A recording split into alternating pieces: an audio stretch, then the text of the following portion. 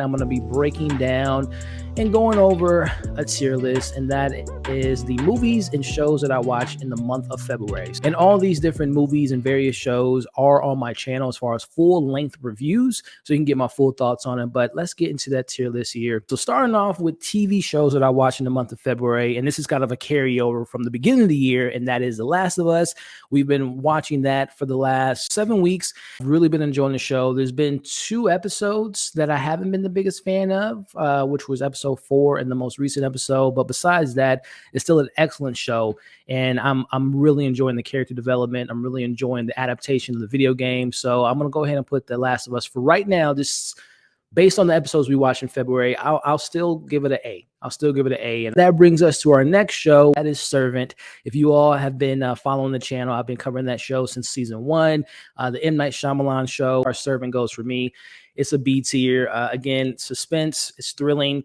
There are some prolonged storylines, some unanswered questions that's been around since the first season that can be a little bit frustrating, but I think the show does such a great job of displaying how people handle trauma, how they suppress that trauma, and sometimes how that trauma comes out can be very negative. So I've been watching it for the last 4 seasons. I've really been enjoying it, and we're coming down to the final few episodes. Episode 8 premieres on Friday, and then we have 9 and 10. So it's only 3 episodes left. You might give it a watch. I recommend it. So that is a B for me. And then last month we got the premiere of Netflix's You Season 4 Part 1. Now, as I'm recording this, literally today I just got done watching Part 2, and that's under embargo, so I can't talk about that much, but I'll just say you're going to want to watch it. I'll just say that. But as far as Part 1 goes, I'm going to put this I'm at a B or C. I'm going to go ahead and give it a B because to me, it reminds me a lot of like Dexter. If you all used to watch Dexter, where never really rooting for the villain. You're not really sympathizing with the villain, but you're just so intrigued to see how the hell are they going to manage to get themselves out of this particular situation. Part 1 was really interesting.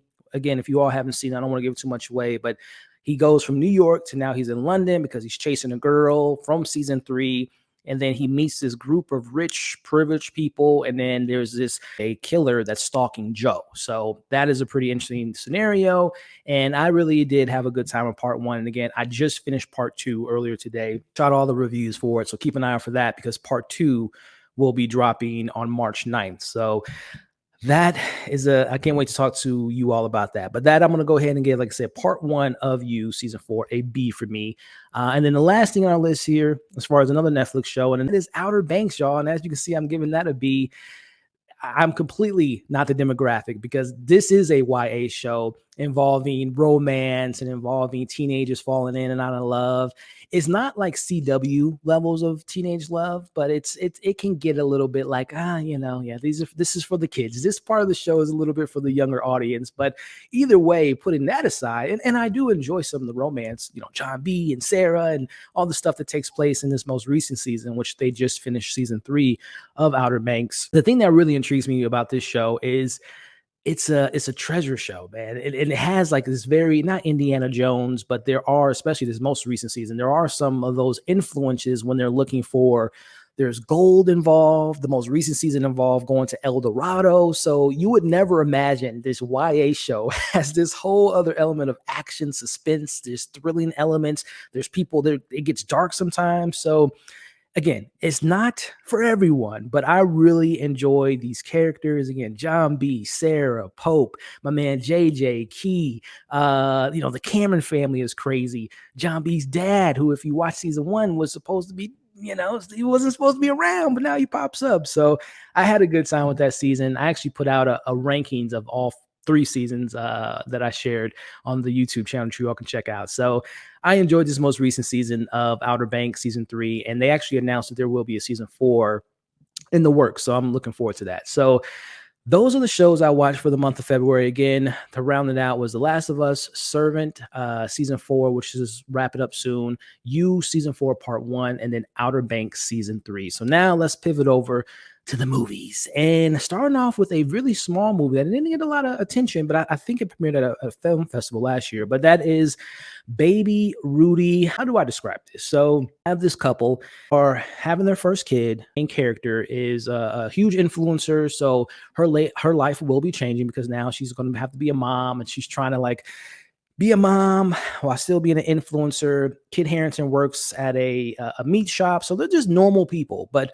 when they have this kid, this whole film is almost like a horror movie because it plays into I'm not a parent, I'm a dog dad, but I have been around people that have kids and had kids for the first time, and from the outside looking in, it can seems very scary. And this film kind of plays on those tropes of like, what if I'm not doing this right as a first time parent? What if I'm not feeding them right? What if my kid ends up growing up and hating me? So it plays into those tropes, but then it takes another side of a spin where it's like this paranoia to the mother who is full of paranoia that she feels like there's someone watching her. So it gets into those depths and it does a good job of doing that. But I give it a C because there's a lot of stuff in the middle of the film that just kind of slows down the momentum. It doesn't really answer a lot of questions. They throw a lot of stuff at you. And by the time you get to the end, I'll say this, it starts off really intriguing because, again, it's kind of like a psychological horror.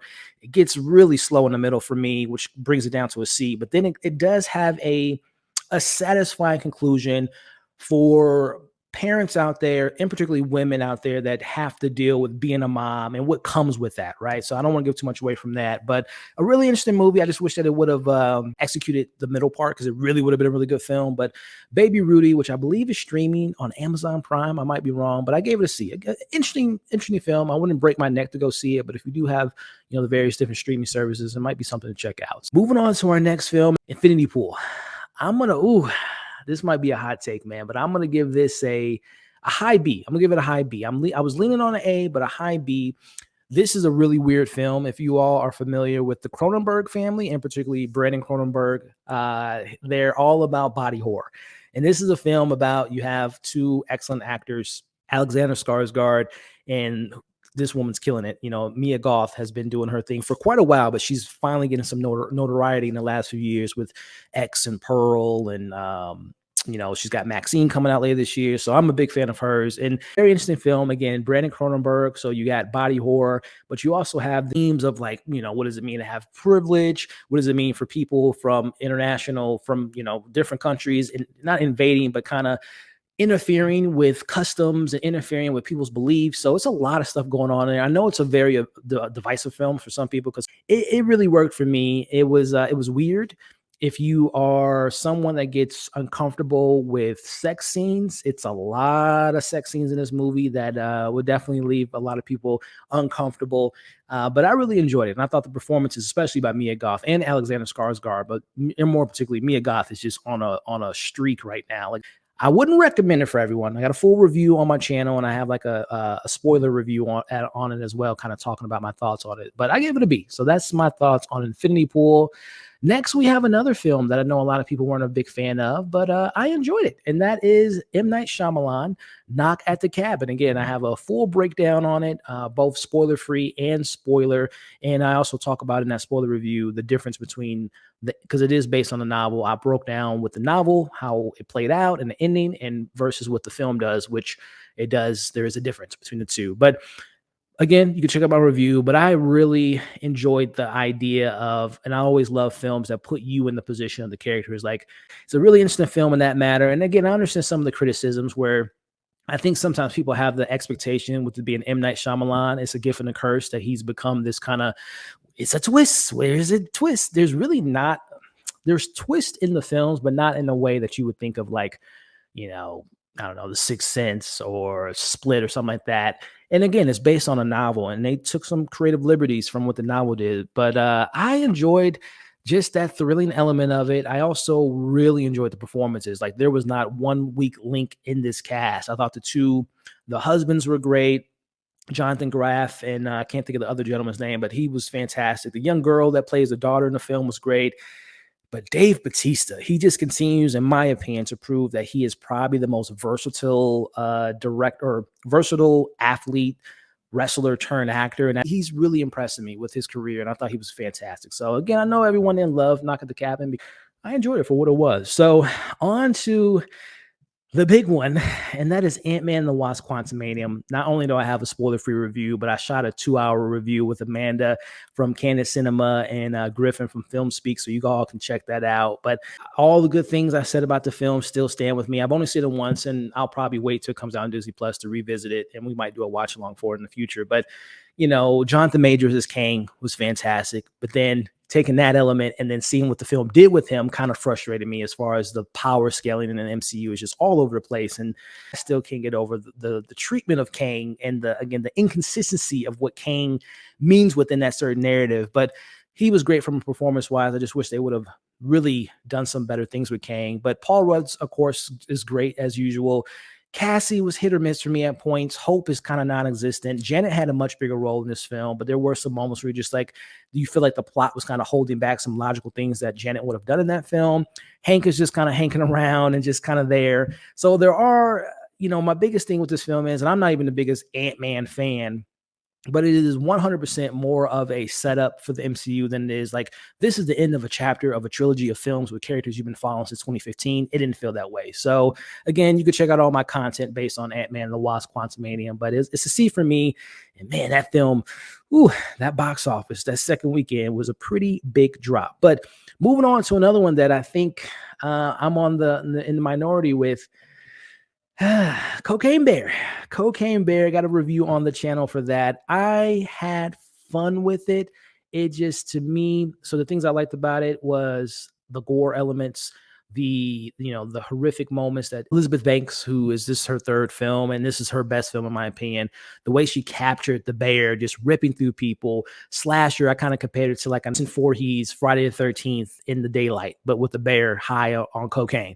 So all those elements work for me, but then it's very joke heavy. And obviously, I don't want to sound like a broken record. I say this all the time when I talk about comedies, and this is, I'm not the first one to say this, but comedy is obviously very subjective. I didn't find a lot of the comedy in this film to be that funny. The situational comedy was funny, like there's a bear on cocaine, and seeing the characters reacting to that was funny. Then when we weren't around the bear, which is a big chunk in the second half, the bear is absent, and it kind of pops up again in the third half. And I feel like the third half is kind of rushed to its ending. So again, it relies a lot on you being on board with the comedy and really caring for a lot of these secondary characters. And I just it didn't work for me in that narrative. So I had my fun with it, but I also wish it was a little bit more, not necessarily serious, because this is a really ridiculous concept, but I wish it would have leaned more into the horror more so than the comedy, if you all know what I mean. So Cocaine Bear is a C for me. And then that brings us to Creed 3, which I am have another review on that, and I plan on actually shooting a spoiler review in the coming days. So keep an eye out for that. But this was a film. First off, it's a franchise I'm a big fan of, not only from the Rocky movies, but Creed in general. Love those films. Michael B. Jordan does his thing. This is his directorial debut. I thought he did a really good job of finding the characters in this film, and particularly the Damien character, played again by Jonathan Majors, who's having a great year. So I thought he did a good job of that. The fighting sequences were really unique and very creative. The last fight, which we'll talk about in the spoiler review, I'm leaning towards enjoying what Michael B. Jordan was going for. And then there's like elements I'm like, it kind of took me out of this. Anyway, if you've seen the film, you know what I'm talking about. There were some other things with Michael B. Jordan being a first-time director. I feel like the pacing was a bit off. Neither here nor there. You can check out my review on the film and then keep an eye out for my spoiler review. But I gave Creed 3 a B, and I have a rankings video coming up for that pretty soon. So last but not least, this film has definitely went under the radar. Operation Fortune, which is the new Guy Ritchie film. And listen, man, this was a film that I really enjoyed. The cast, Jason Statham, Aubrey Plaza, Hugh Grant, Josh Hartnett, and Bugsy Malone, I believe his name. I think he's a UK rapper. He was also in The Gentleman by Guy Ritchie. He was great in it, but it's a pretty straightforward film. It's a spy movie, and if you've seen enough Bond films and enough Mission Impossible films and just the genre in general, is always a MacGuffin, right? A USB, a hard drive, and you got to encrypt it, because if it gets in the wrong hands, there's AI technology and could end the world. So, the story's pretty straightforward. You've seen it before. Really enjoyed it, man. The characters were a lot of fun. Again, Jason Statham, I'll never get tired of him kicking ass. And he kicks a lot of ass in this film. And he's a very realistic character. He's not a superhero. He's not jumping through the walls. He's like a very human being in this movie. He's a spy who's been doing it for a while, and he's stuck in his ways, but I really enjoyed him. I'm a sucker for Aubrey Plaza. I've been a fan of her since Parks and Rec as April, and I'm really enjoyed her transitioning to being. I know a lot of people, when they think of Aubrey Plaza, they think she's very one note. I disagree with that. I recommend you all watch Legion on FX, 3 seasons of phenomenal television. Her and Dan Stevens were incredible. I recommend that show. Any X-Men fans, Emily the Criminal, something of that nature. Phenomenal, great movie, but great performance by her. And then the most recent season of White Lotus, I thought that she played against what people think of her character of being a kind of the quirky, weird girl. So I'm a big fan of Aubrey Plaza, and she's playing the hacker of the group, and she has a lot of whips and jokes, and her and the banter between her and Jason was great. I have a review coming out for that tomorrow, but I really enjoyed it. It's coming out on Friday, March 3rd. I think it has a limited release available. I recommend you all give it a watch. So as far as ranking these things, and we'll get into the breakdown here of all the new releases, there's only one A for me so far from last month, and that was the episodes of The Last of Us. Even though I didn't like some of the episodes, it's still great writing, still great character stuff. There's still great performances. So that's my A. We got a couple B's here. So if I were to rank and to separate I'm going to start with the show. So which show was my favorite in the month of February by default? Because you've seen the complete story of Outer Banks. So I got to give it the edge over you because part 2 is out and I've seen part 2. And I don't want to give away my thoughts on it by ranking it, but I'll just put it here for right now, which is right behind Servant, or in front of Servant. So that's the show side of my B's. But then if I were to rank my B tier for the movies, it would probably look at something like Infinity Pool was my favorite movie from last month. From there, I will go, and then I would go here in Operation Fortune, and then still a B, but coming in last for me was Knock at the Cabin. And then for my C tier, I will go as far as the C tier, and then Cocaine Bear, and then Baby Rudy. So there you have it, y'all. This is my tier list for the best and worst. Not too many bad films, even though I got some 3 projects that were C's. It was still a pretty good month for me as far as movies and shows. Nothing was like dog trash or D-less, F-less, which is always good. You don't want to waste your time with movies and shows. So there you have it, y'all. This is my tier list of all the movies and shows I saw for the month of February. So if you're watching this, go ahead and leave yours in the comments and let me know your thoughts on my rankings and how would you rank the personal films that you saw for the first time in the month of February. Let me know in the comments. And of course, like, share, comment, and subscribe.